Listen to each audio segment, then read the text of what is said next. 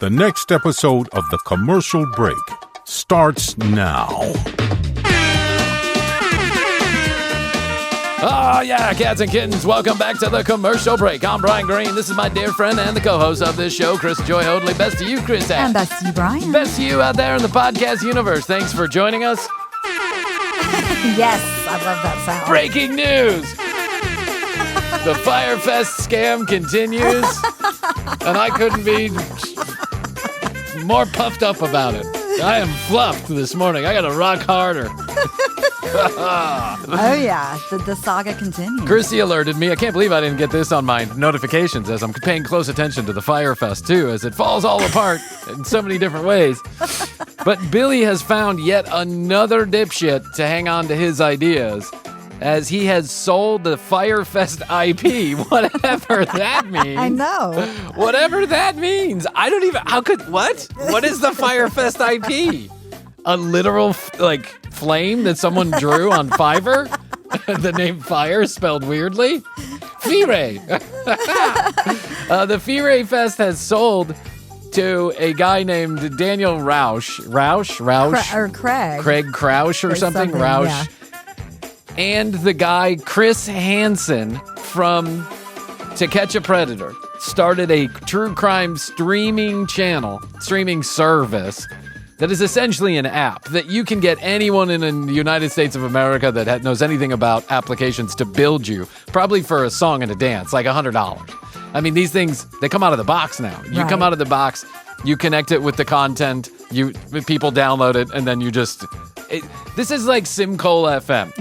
Simcol FM bought a program. At the time, that was pretty expensive. It was like $4,500. We bought a program. We loaded it with all this music and content that we had created, and then it would just run on a schedule. We'd put it on a schedule. It would run on a server out there in the universe, and people would connect to it, and they'd hook up. It's very simple technology, comparatively speaking, in 2025. So they have essentially gotten some developer in Bangladesh to build them a streaming application that's True Crime Network, where they run Chris Hansen's new To Catch a Predator, which is the old To Catch a Predator, just without the professional cameras or a major network. And you pay $3.99 a month for it. And they've bought Billy's IP, and they are starting a brand new streaming music service called Fire. And for $3.99, in the worst economy in almost 30 years. Yeah, just add another streaming service. You'll have the ability to see music on demand. And then you'll also have the ability... No one's done that before. Spotify, Pandora. What was that title that Jay-Z was involved in? Puffy and Jay-Z? Yeah, that's still going on. Yeah, it's still going on. And then... But the amazing part about this is, and this is where I think this kind of breaks the mold, the part where I get interested in what a leap forward in technology Billy and his partners have created. You'll have the ability to upvote or downvote the music. Ooh. Putting the upvote, even if you upvote enough, then that music will be showcased more. It's called analytics. Woo! Wha-bam! Wha-bam! It's like Instagram. Wha-bam! Just much worse. Without all the actual content. Wha-bam! Is this like MTV's TRL? But this in is app TRL. form? Yes, in app form. No 1-800 number to call here. You just, no texting. No data rates may apply. This is just $3.99 a month. You get the privilege of putting that right in Billy's pocket. For what reason, I don't know. And I can promise you that what they will do is they will junk up that application by getting a bunch of bots to download it to make it look like there's millions of people on it. This is done pretty often in the app world, in case you didn't know, in all the worlds of streaming and everything, is that you get a bunch of bots to essentially attack the app, to pull it down, to use it. Even Facebook and Instagram have both been accused by insiders of doing this, and I don't doubt it for 1 second. Clubhouse, all these places, they get fake users, and then they open up the accounts, and then they get bots to then transact on those accounts to make it look like there's engagement, and then you get some larger company to come in and buy it, and what happens is the larger company realizes there was no traffic in the first place. Correct. Yeah, we just took a $300 million bath But they never say anything about it because they don't want to look like idiots to their investors. So this happens all the time. Very rarely are you the commercial break level success where over 15 people are actually downloading you at the same time. This is pretty well-worn territory. It's NFT level scamming is what this is. And what surprised me, quite frankly, is that Billy hasn't had his own NFT. Why Firefest 2 wasn't transacted on the blockchain, he really missed an opportunity to scam a lot more money out of people by not making this into an NFT. Bitcoin. And the NFTs they're on fire now. They're seeing their way back into our consciousness. I saw over 12 transactions happened yesterday on OpenSea, the NFT open marketplace. I went and looked at NFTs. You did after we were talking about it. Yeah, after we were talking about it. I said, okay, I got, and I was thinking about Firefest. And I'm like, why didn't they get into the NFT game? Maybe even they know that the NFT game, maybe even Billy understands that the NFT game is too scammy for him. And I went and looked, and there are transactions that are happening on that blockchain, mostly around baseball cards and Pokemon cards. So I guess the new thing to do is the collectible. You stuff. sell. It was always a collectible. It was always a collectible. Now you just pay extra because you're using the blockchain to transact it. But there's a company out there who's seems like it's doing pretty well, transacting really like rare baseball cards and Pokemon cards on the blockchain. And then I guess I would hope that you get to take physical hold of it. So essentially, when you think about it, all NFTs have become is another PayPal. That's it. That's all it is. It's just another way to send money from one person to another with maybe a little more privacy, but not really privacy. And all of those NFTs like Bored Apes and stuff like that, they're just not transacting at any volume. They're still expensive, but they're not transacting at any volume. I saw one Bored Ape out there for like $63,000 US. Wow. And you can bid on stuff. And so there are people that are bidding well below that, like in the 30s and 40s of thousands of dollars. Those things were transacting at millions and then of what dollars. Do you do once you have it? Do you just show people like a piece of art on the wall instead you're just showing it on your phone? Yeah, you show it on your phone. Okay. Look at me. I got a drawing of a monkey on my phone. But then that can get you into certain exclusive parties and places. And there's like a Bored Ape. Right. There's actually a Bored Ape yacht club, I believe. I think there's actually a place where you can go. Bored Ape cruise? Yeah, a Bored Ape cruise. Why not? I'd like to see that cruise. Deodorant, please. Nah, if you were into NFTs, you already got enough trouble. I don't want to beat up on you. You already lost enough money. I don't want to beat up on you. I did see a story on Instagram, and I don't know if it's true or not, but it makes for interesting conversation about a guy in his late 20s who 12 years ago, so he was a teenager, bought Bitcoin and forgot about the Bitcoin. How anybody would forget that they bought Bitcoin in 2025, I don't know. So this is what makes me think, I don't know if this story is true, but he bought like 387 Bitcoin back then. And now he just opened up his wallet over the last couple of days.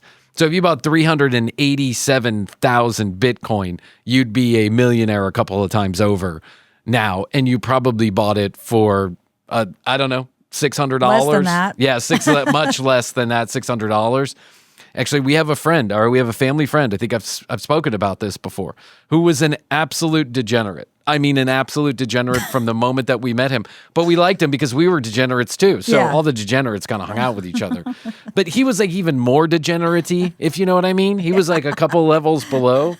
Like even deodorant, please, would be the right way to put it. Like he was just one of those kids. And I don't think his parents cared about him all that much. So we always kind of felt for him. It was like a special place in our heart. But you never got that close to him because you didn't know exactly what he was up to. Right.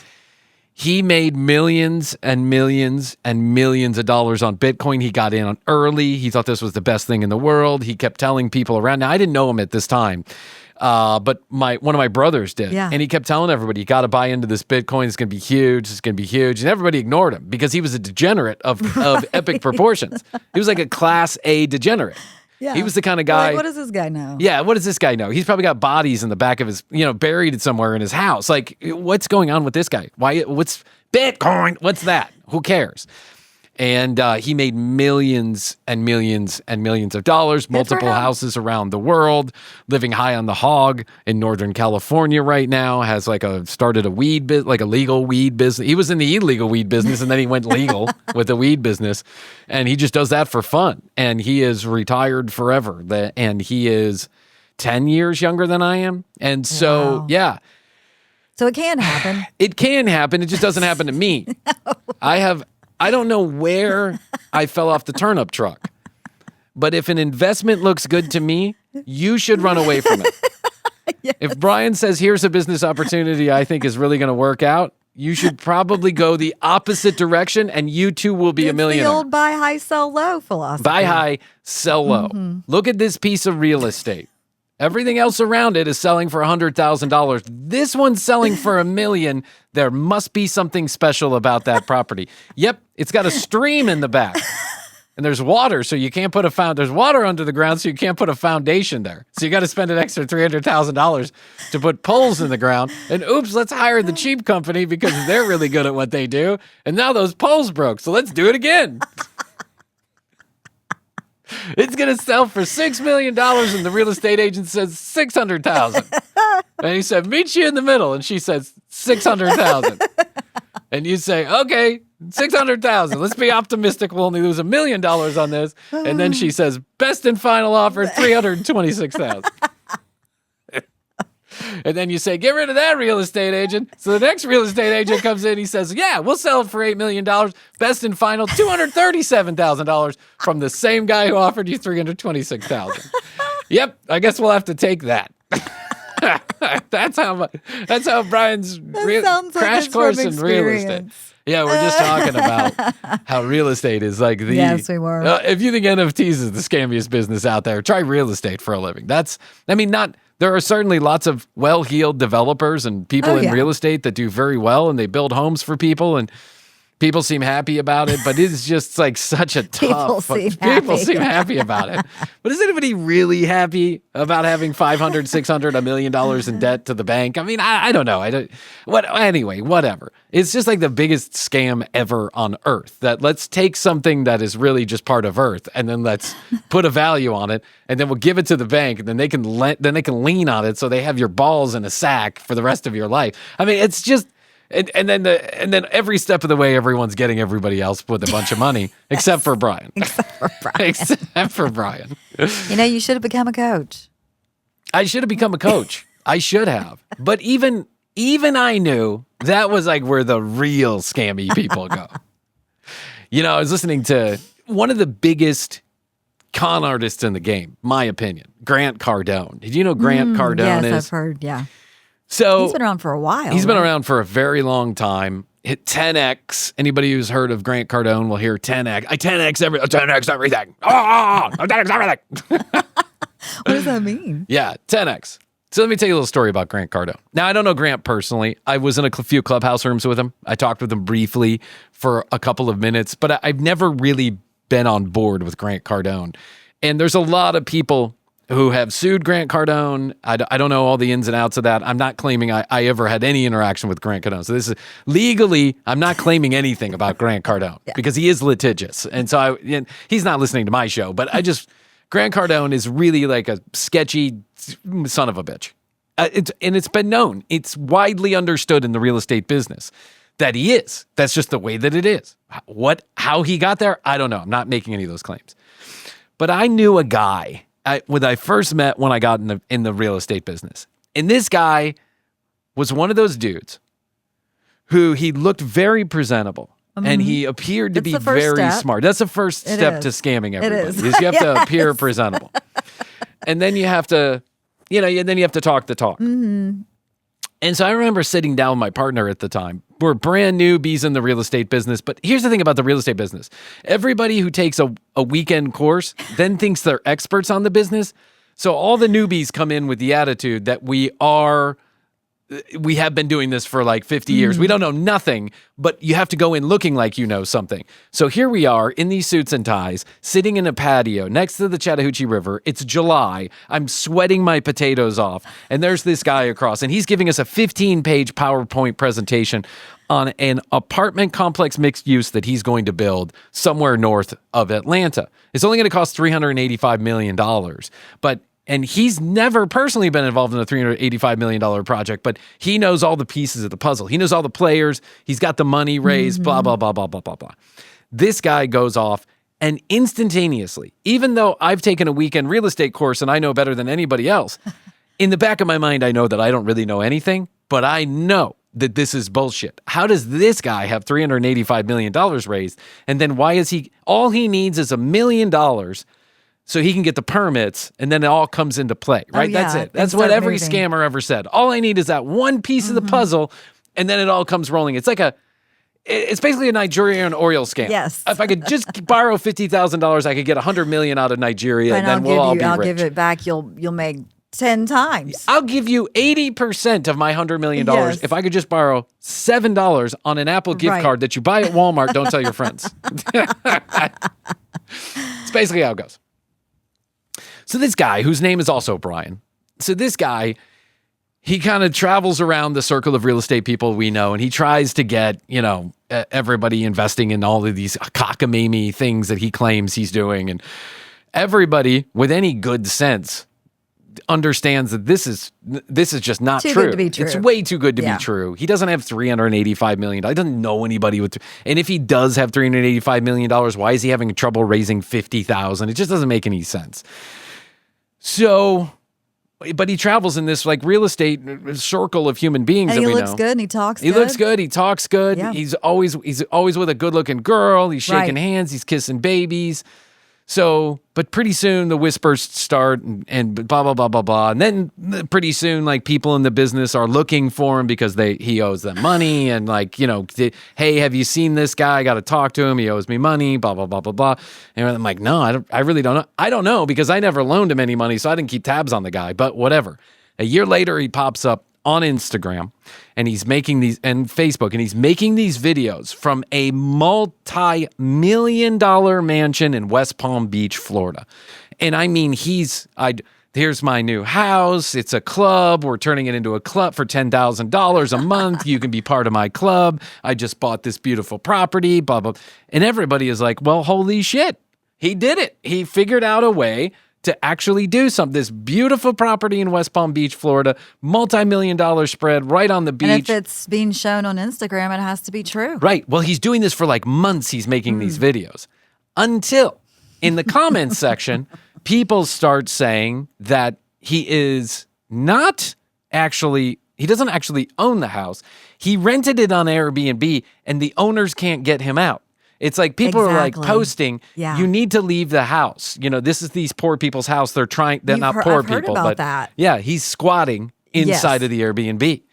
But he's responding, this is my house. It's a misunderstanding, blah, blah, blah. Oh, it's this whole a fight that's going on. Okay, all right. So it's clearly he's scammed somebody and he's getting caught and blah, blah, blah. Eventually he gets evicted from the house. Everybody learns this. Everybody in the circle that we run in learns that he gets evicted from this house. In 2020, I think, and right in the pandemic, he goes away for 2 years. And then all of a sudden, right when we start the show, all of a sudden, he pops up again after no one hears from him for years. We thought he might be in jail. We didn't know. Yeah, he's after gone. no one hears from him for years, all of a sudden he pops up. He is part of Grant Cardone's brand new streaming television service, 10X. Streaming television service, just like Fyre Fest, just like F-Ray Fest. It's this shitty website that Grant Cardone has where 24 hours a day, scammy real estate guys are teaching scammy real estate techniques. For $19.95. For $19.95. For $19.95 plus $19.95 shipping and handling. You too can scam your grandma to the last $15,000. For $19.95 plus $19.95 shipping and handling. Bryan from Atlanta Real Estate Infamy will teach you how to squat in an Airbnb, make it look like it's yours. This guy pops up on Grant Cardone's website giving a daily course on what to do in real estate. Krissy, one day, if I didn't think Grant was so fucking litigious, I would show you some of these videos, which still live on that website to this day. At least last time I checked a couple months ago. Still live on. I have never heard such mumbo jumbo come out of anybody's mouth in my entire life. It is absolute horse hockey. It is clear that he knows nothing about this. And these are the type of people that Grant Cardone surrounds himself with. This Grant Cardone guy is a real fucking lug nut. And he's on one of those business channels the other day. They're talking about tariffs, which are just killing everybody in the world, right? Yes. They're going to kill the economy worldwide. And they're already doing so, actually. And actually, as we're recording this right now, it seems like Donald Trump is all of a sudden, he's given up on the tariffs. No more tariffs. Don't worry about it. No more tariffs. Because he knows that he's tanking the economy, and now he's getting nervous. People are privately biting his ear and saying, this isn't about high prices. This is about empty shelves. And people are going to go bananas. You're going to cause chaos. And so all of a sudden yesterday he said, no more tariffs. No, bad. Donald Trump, good. And I know, I can't even keep up with it all. I mean, I briefly do, but listen to this. So Grant Cardone is on one of these business channels, and he says, all you people out there, all you real estate guys, all you brokers, all you small business, big business people that are complaining about tariffs, you need to shut up and sit down. This isn't about you. This is about Donald Trump taking control of the situation. It's like, oh, okay, this isn't about us. This is about everybody.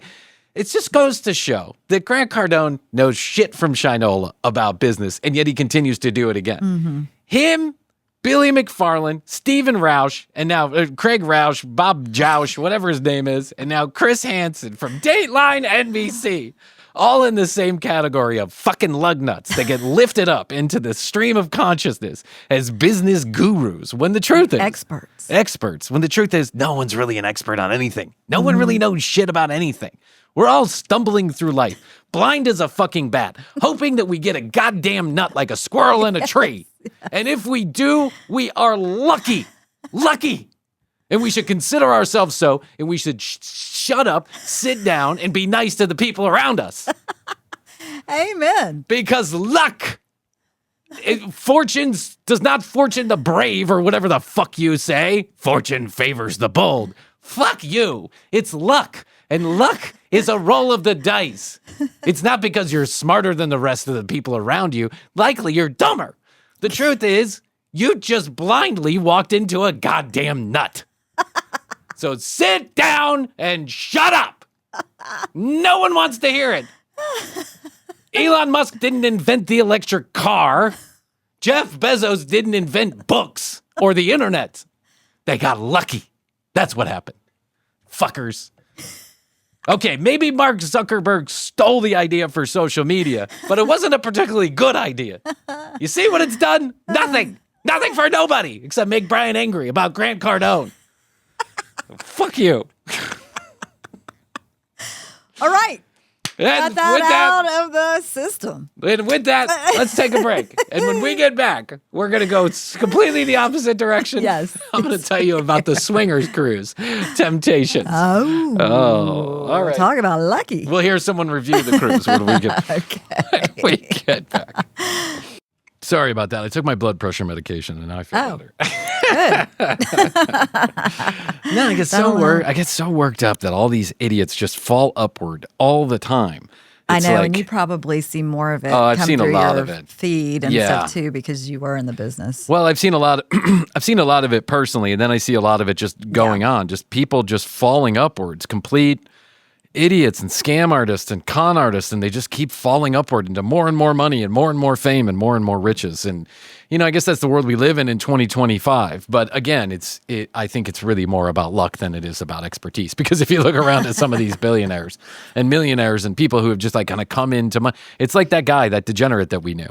Mm-hmm. Yes, he had some forethought to look into Bitcoin and say this could be something down the line. But do you think he really knew when he saw it at that moment that Bitcoin is going to be worth $100,000? Of course not. He's a degenerate. He couldn't even high on acid. Decided that was good. All right, so Temptations. I followed this lady who had an interesting couple of reels one time, and she's a sex therapist and sex coach. Okay. And maybe someday we'll get her on. But her most recent reel, or the most recent reel that got served to me, she was on a cruise ship. And the cruise ship, like the promenade, part of the promenade, which is that big galley area in the front of in the cruise ship when you walk on, had been totally cleared out. And there were 48 beds with new linens put down on that promenade. And she was talking to one of the concierge. And this guy was a man from a different country. I would assume maybe the Philippines or something like that.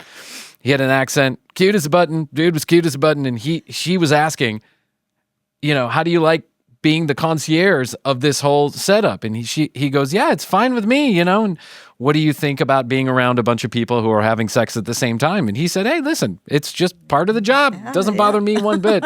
I've seen it on TV. I've done it myself. I'm whatever. Cool. I'm just here to clean up and get you drinks, I guess. And I was shocked. Clean up and get you drinks is what he said. And I was shocked. I was like, wow. So what this was essentially a cruise where they had set up 40 plus beds in the same room so that people could fuck, and then you could have drinks and someone would come clean up your tasty teeners when you were done, I guess. I don't know, towel you down. I'm not sure how that works. But I got fast. Here's a cool lemon towel. Yeah, like one of those hot towels you get at the what do you call them? The hibachi grill or the spa. Yeah, or the really nice plane flights, like when you go on first class and they bring you a hot towel. Here's one for your tea bags. And this just fascinated the shit out of me. Are there really cruises dedicated to just swing? Because you can't do this. Like, I'd be really upset if I went on Royal Caribbean and the promenade on Tuesday night, like on our sail away day, had a bunch of people just fucking. Yeah, it wouldn't be I'm not saying I would be against it. I just might be against it if my family was there also. Of course, yeah. Right. So this clearly had to be. Well, it makes sense. I mean, there are these, sex parties that people have at clubs and different things. In fact, you went to one. I went to one. Not because you wanted to participate. No, not because I wanted to participate, but because I was doing a concert next door. Yes, and Jamland Productions was putting on its weekly loss of money for the bar. With its shitty jam bands. And occasionally a DJ slipped in there. And then there's resorts that you can go to. So it makes sense there's a cruise. So Temptations Resort apparently is a swingers resort or a singles resort or whatever you want to call it, adults only resort.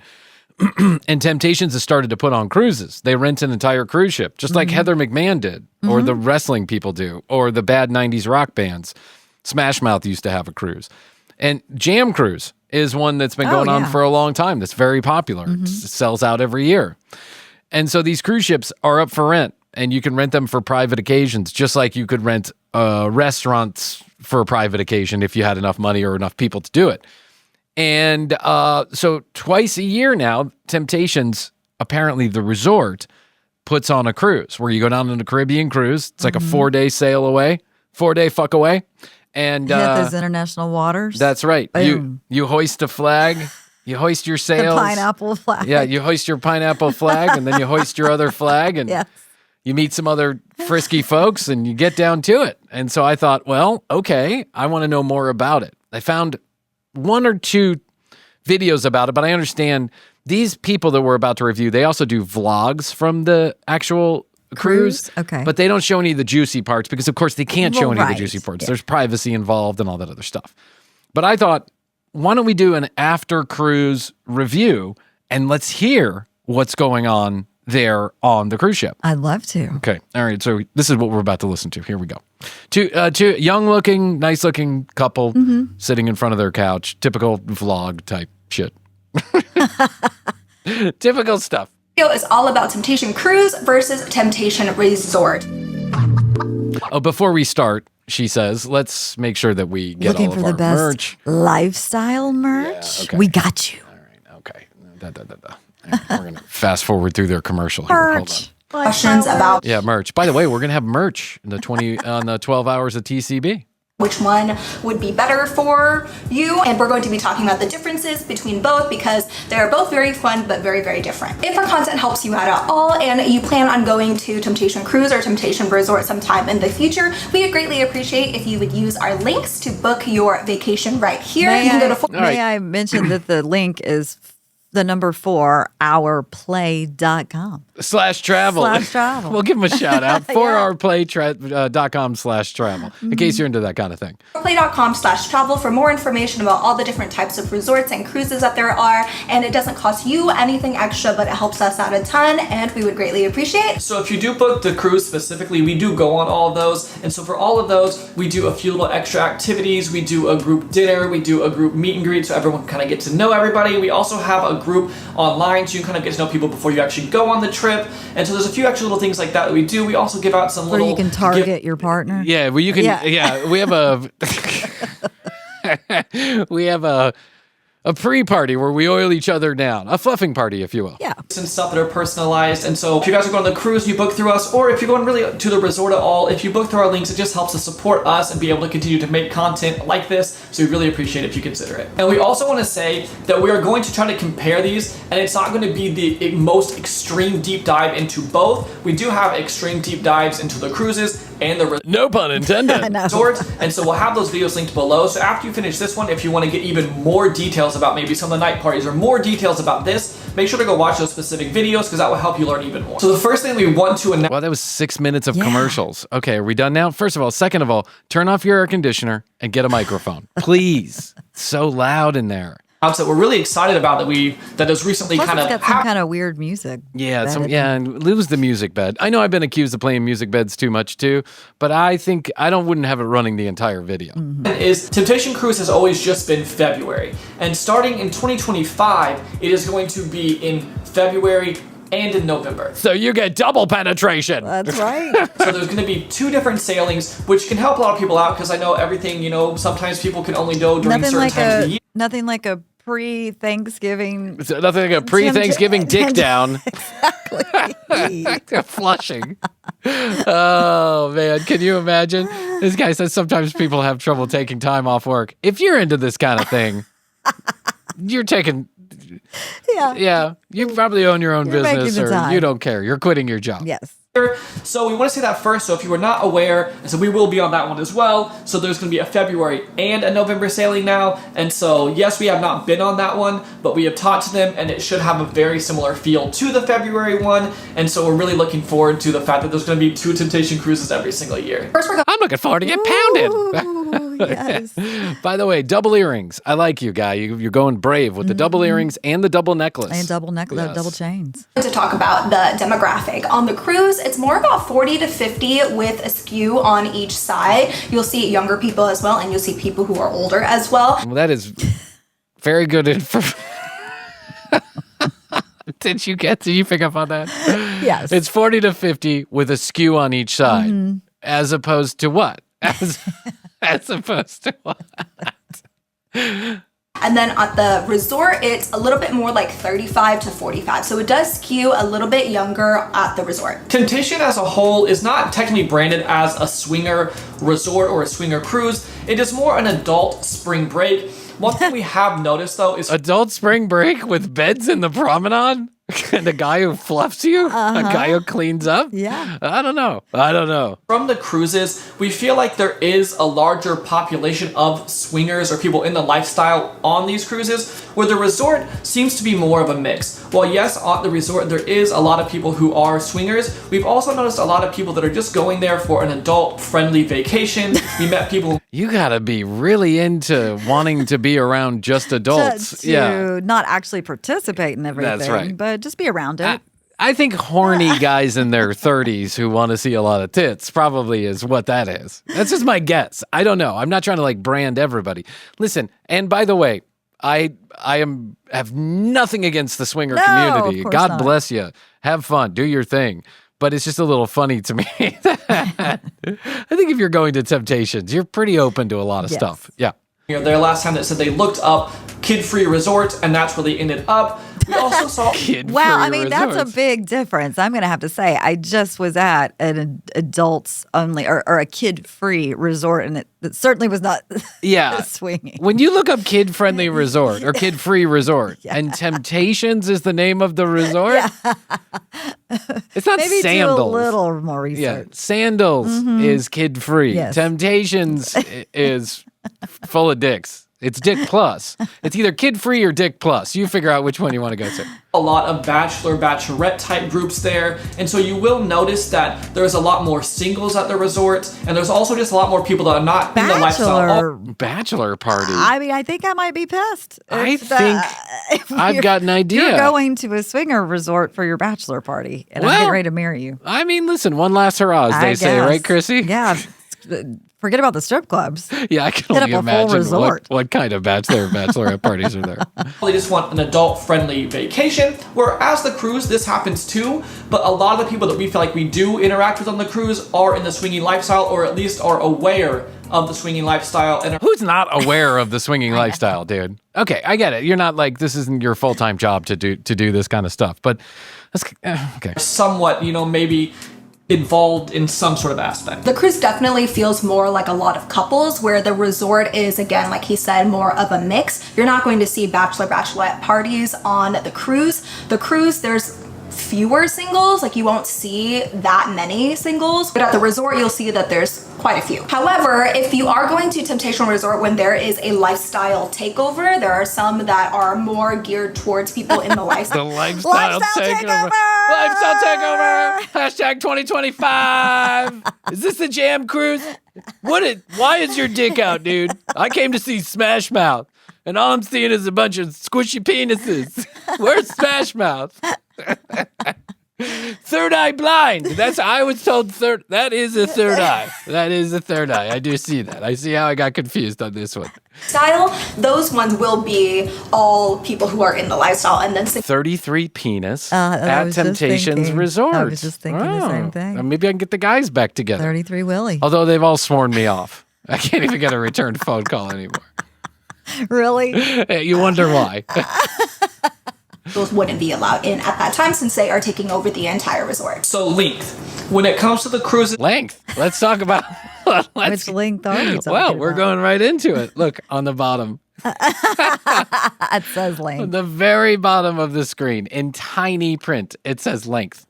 The cruises are 5 nights. It's pretty set and standard. That's one good thing about the resorts. If you like to maybe go for a little weekend, you can go for 2 or 3 days. Now, these places do normally have a minimum of 2-night stay. So usually it's at least 2 nights, but if you wanted to be there for a week or 2 weeks, I guess however long you wanted to be there, you can be there that long. And so that's a good thing to note. One thing that we take into consideration with this is when you go on a cruise, you get on with everybody at the same time. You get off with everybody at the same time. And so you have a chance to make these... That is usually how it works. You're not picking up people along the way. I wonder if this is more of a review. It's less of a review and more of a aliens came down to Earth and wanted to know what a cruise is. So they're letting them know. Connections, and people are going to be there for that entire duration. Whereas at the resort... AKA, you're stuck. AKA, you're stuck. And so is he. Oh no. Call the concierge. Bruce! Oh, Bruce! You may meet someone you really love the first night you get there, and they're going home the next day. So you're going to see more of a turnover at the resorts because people are constantly coming in and out. Turnover is the key word. I got turned over a couple times, Krissy. Oh, stop it. You meet someone and they leave the next day. I'm pretty sure if you go to one of these places, you're not looking for a long-term relationship. Yeah. If someone leaves the next day, you're just assuming that's part of the game, right? Something else to take into consideration, which we got to do a podcast, I think. Of all, we'd have a lot of ideas about where to go, like, the Juggalos or Jazz Fest or Coachella or whatever. Or ride in Waymo. What's that? Or ride in a Waymo. That's right. Or the Braves Stadium, which will never let us in, but we can just pretend like we're official. But I think really where the rubber meets the road for us, where the juice is worth the squeeze, so to speak, would be the Temptations cruise. Not as participants, but as observers. So live from Temptation Cruise. Live from Temptation Cruise. And then take us to the resort. Can you drop us off at the resort? I'm sure we'll be sick of the smell of semen by that point, but we can get onto the resort and give an actual review without all the details, like on a cruise you get on with everybody and you leave with everybody. One of those kind of groupings and meeting people works better for you. And the weekends are definitely going to be the busiest at the resort, so especially Friday, Saturday are going to be the busiest days of the week. You don't say. As are every resort. Yes. Okay, so the next chapter is called Size, Length, and You gotta be kidding me. They named the chapters. They knew what they were doing. Length and size. Uh-huh. Onto the size, Temptation Resort He's got a little smirk on his face. He knows. is much smaller than the cruise. So there's about 430 rooms at the resort, and not all of those are couple rooms. So you could say about 800 or so people, 850 people, whereas on the cruise, it can be anywhere from about 2,500 people up to about 3,000 Wow. people. Jeez. That's a lot. Wow, that's a lot of people looking to get hammered in more ways than one. Yes. Maybe 3,500, and that's just going to depend on whichever ship they are using to sail. Next time I go on a Disney cruise, I'm going to look for a pineapple on the door. You know, a lot of people stick stickers on the door, Mickey stickers, Donald stickers, princess stickers, whatever. I bet there's some cheeky motherfuckers out there who have like a little pineapple sticker somewhere. Oh, you got to look for that. Even on a Disney cruise, yeah. That specific cruise. So if you're looking for more people, more variety, the cruise is definitely a better option. But it is good to know that you said, yes, it's 800 people at the resort, but since you have turnover, you are going to meet more people, but there is a larger population of people on the cruises. So we are now going to talk about how it's organized. They left the, they couldn't find a good one for this. No. Yeah, listen, if I'm into that kind of thing, I probably am feeling like a smaller group of people that I could get to know easier is better. Too, yeah. 3,500, 3,000 seems like a lot of people. It's very overwhelming. Yeah, I'm overwhelmed with all the dicks coming in my direction. Yeah, also it's a crapshoot because you don't know. Like at least maybe at the resort there is more turnover. There's more options. You've got more options. If you don't like somebody on the stuck. cruise. Yeah, plus it's 40 to 50 with people on each side. Yeah. So, biggest things that is a distinct factor between these two is Temptation Resort does not have playrooms. If you're wanting to do, spicy group activities, that is going to be in somebody's room, and that's really the only option for that. As far as the cruise goes, they do have playrooms aboard. And so if you're looking more... Jeez. They have separate rooms from your room with the playroom. Okay. Yes. Well, this is just like the sex club that I went to. What's that? Like yes. Yes. They have different rooms, and those rooms have different themes. Like when I went to the sex party, I told you there was a room with multiple mattresses in it, and it was just a lot of people getting dicked down, right? A lot of guy on girl action with some observers doing whatever they were doing. But then there was like a themed room with bondage, and then there was another themed room with toys. Yes. Right? Now, here's what I'm wondering. Can we have like some kind of alert system as to which cruise ships were used for this right before I decided to get on my regular they're sprayed cruise? Down and used again. Like if the Oasis of the Seas, which is one of those huge Royal Caribbean ships that are very nice and have malls in them and multiple floors of retail and shopping and restaurants and all that. I'm going to want to know ahead of time if my restaurant was just used as a jizz factory. Do you know what I'm saying? Yeah, as a slip and slide. As a slip and slide. For a place that has playrooms, Temptation Cruise is definitely going to be a better option. So the resort has a huge pool. I mean, it is massive, and that is generally where people are hanging out. They have a party pool, which is normally where they're doing all the parties. They have the most loud kind of music there. I'm picturing, hold on, I'm wondering if they have the same alert system as Great Wolf Lodge does. What was the foreign objects? Oh yeah, the yellow, yellow alert or brown alert. Browntown, pool 1, Browntown, pool run. Yeah, this is why I do not like hot tubs under any circumstances that have been used by anybody else, except for maybe a private hot tub at like a friend's house or something like that. But now it's got me thinking about the pools. I mean, come on. Like, I just hope to God that there is some kind of procedure after these. I don't mind the parties. Go have the parties, right? Sounds like a lot of fun for if you're into that type of thing. Yeah, for sure. Sounds like there's not a lot of places where this can happen. Like you don't go to a Ruby Tuesdays on a Tuesday and see a dick down room. You just don't, right? Also, you just don't go to Ruby Tuesdays. Yeah, you just don't go to. I don't even think they exist anymore. I got to tell you about Mix, but I'll tell you about that next episode. Okay. But we just gotta have some kind of procedure for delousing after this whole thing goes down. Gotta be. Because if there's I hate pee, I hate poop, I really hate vomit. But if there's something above that in my mind, it's some other dude's jizz. It's really my own jizz, but then right above that is some other dude's jizz. Do you know what I'm saying? Yes. And all that stuff mixed together. We've all We've all had a friend who's been at our house and then you walk into the room and you're like, shit, it smells like jizz in here.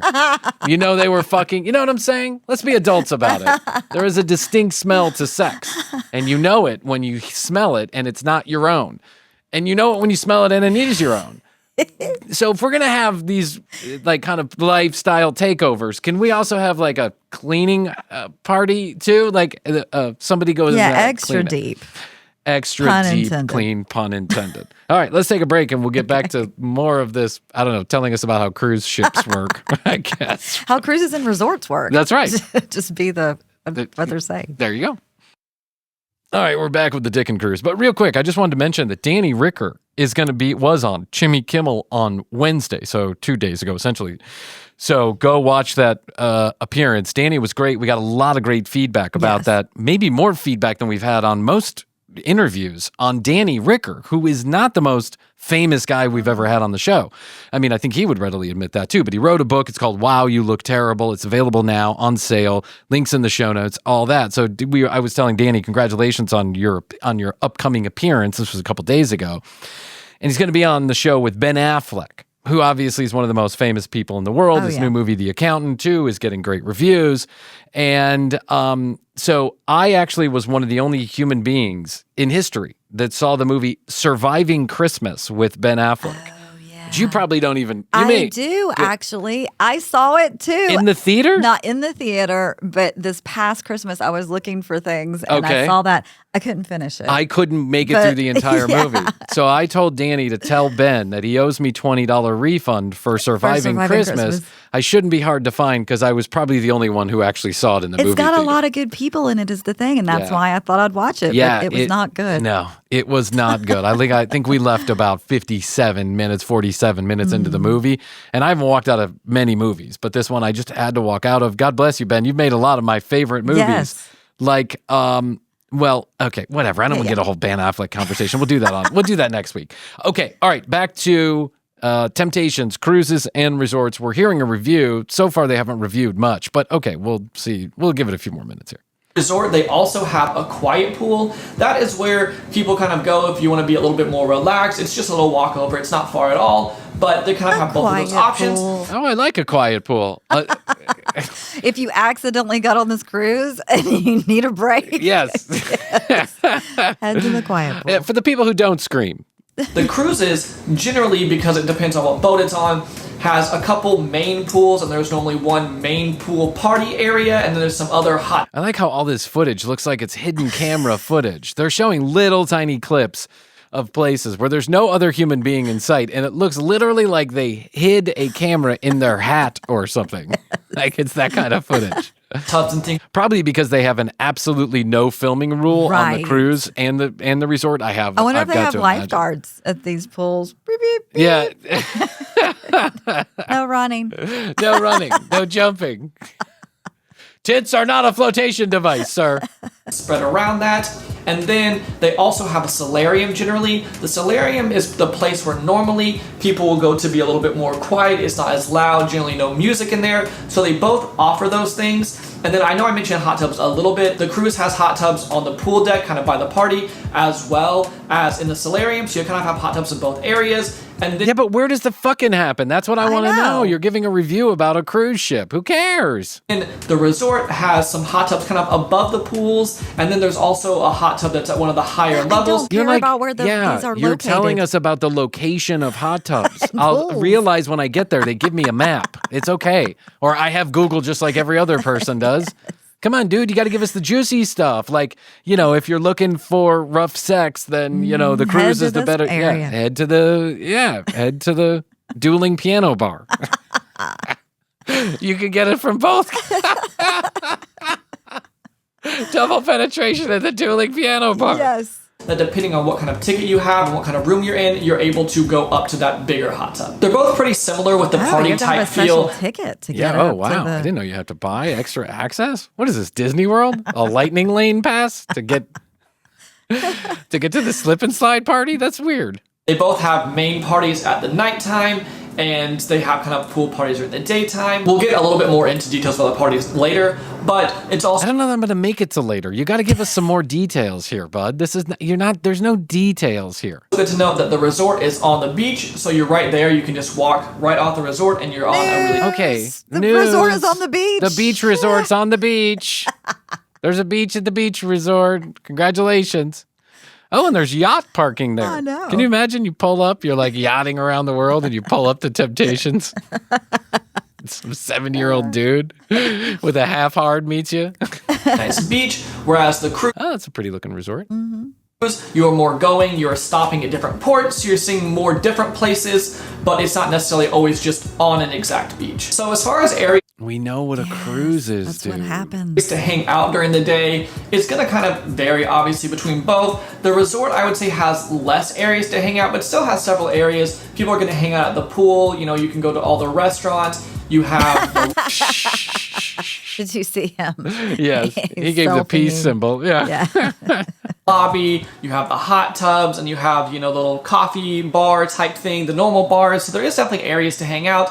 The cruise is just a larger space, so there is going to be more areas to go around and kind of hang out during the daytime, but they both have plenty of options. So if you're wanting to hang out, just have a nice time in the day, and you don't want a party, you definitely have options. This question is asked a ton, and it's about the clothing optional aspect of Okay, now we're getting into Yes, details we want to know. Let's go. Okay, here we go. each one. The resort is topless optional, as well as the cruise. However, on the cruise, in the solarium areas, they do have places where you can be completely nude, and of course the cruise also has the playrooms where you could be nude in the playrooms, and the resort does not have that. The way that they portrayed the solarium earlier was a quiet place. But now it's nude. Yes. Well, nude if I'm quiet. getting naked, I'm also being quiet, hoping no one notices what's going on down below.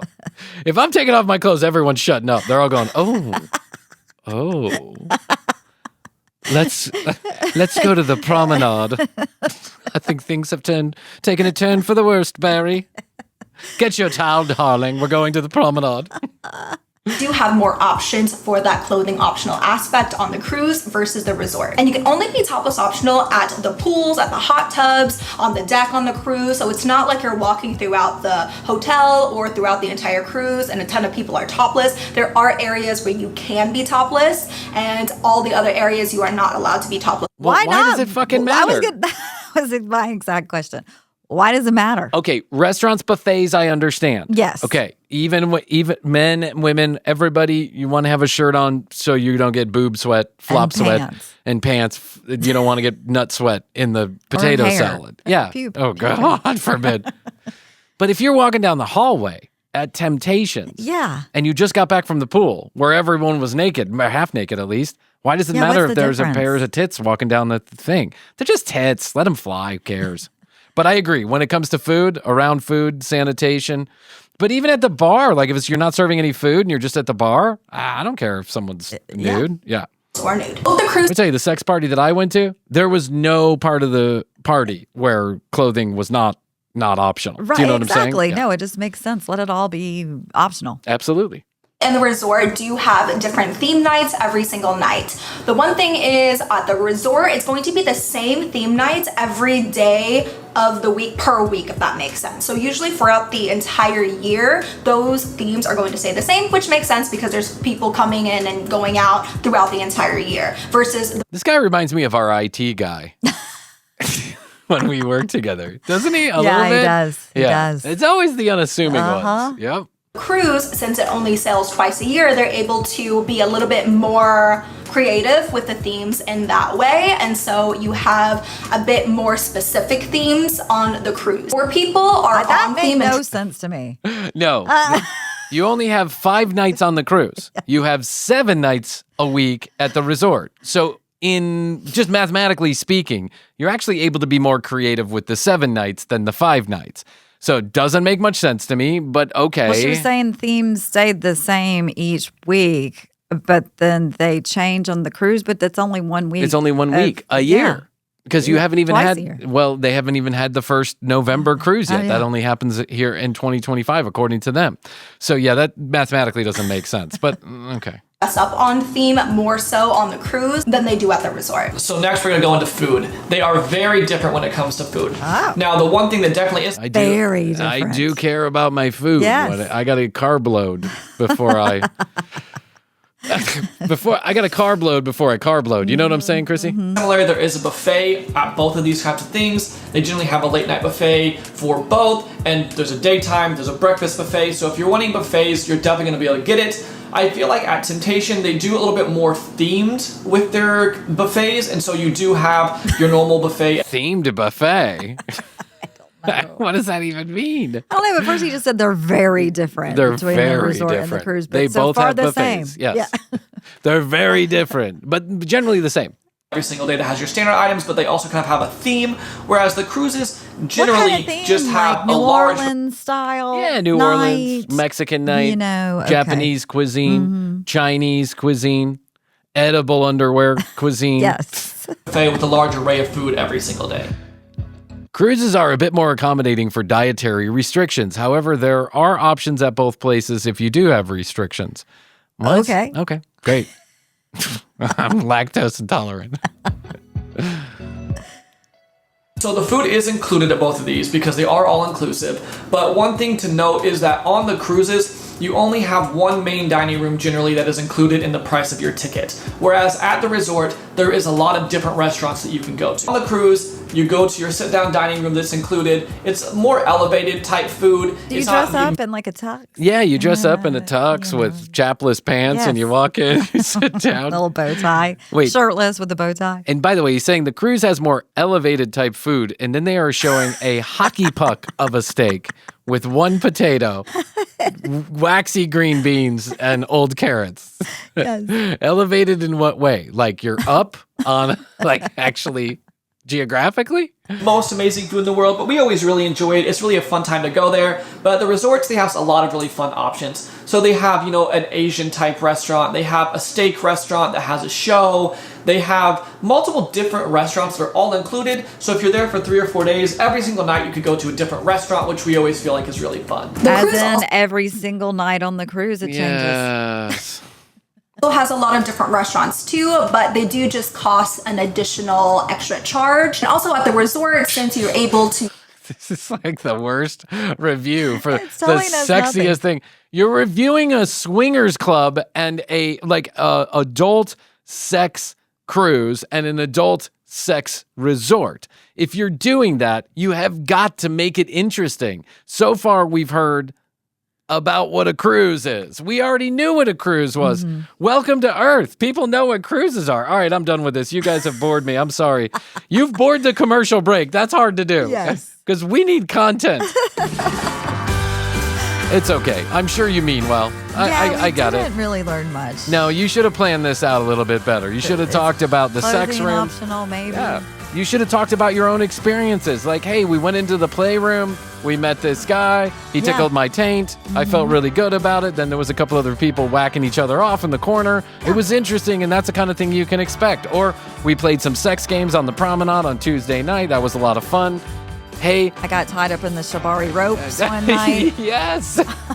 Someone fell overboard playing with themselves on a balcony. I mean, something. Like, you got to give us the juicy details. Don't tell us about what cruise dining is like. We already know what cruise dining is like. Even people who haven't been on a cruise I know, like me. Yes. The Love Boat was on for 17 seasons. We know everybody goes and eats at the same dining room every night.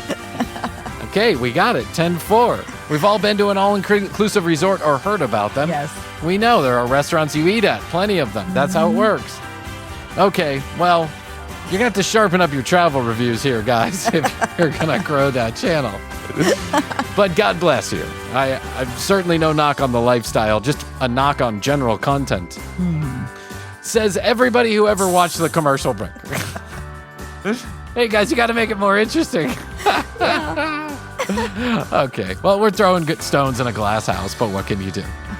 All right, a couple things I want to remind you of. America's next best mediocre podcaster, top comedy podcaster, is on. So if you think you got what it takes to be the next top mediocre comedy podcaster, Hit us up, 212-433-3TCB, 212-433-3822.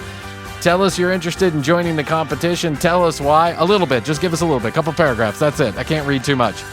And then, we're going to work on getting that together. If your goals are high, but your expectations are low. Go low and send that to us. If your goals are high, but your work ethic is low, send that to us. May 31st, the 12 hours of TCB, celebrating 5 years of the commercial break, mental health awareness. Tune in starting at 10 a.m. TCBpodcast.com. All the audio and the video. YouTube.com/The Commercial Break and @The Commercial Break on Instagram. Go check out Danny Ricker on Jimmy Kimmel Live. Okay, Krissy, that's all I can do for now. I think so. I'll tell you that I love you. And I love you. Best to you. Best to you. Best to you out there in the podcast universe. Until next time, Krissy and I will say, we do say, and we must say, Goodbye.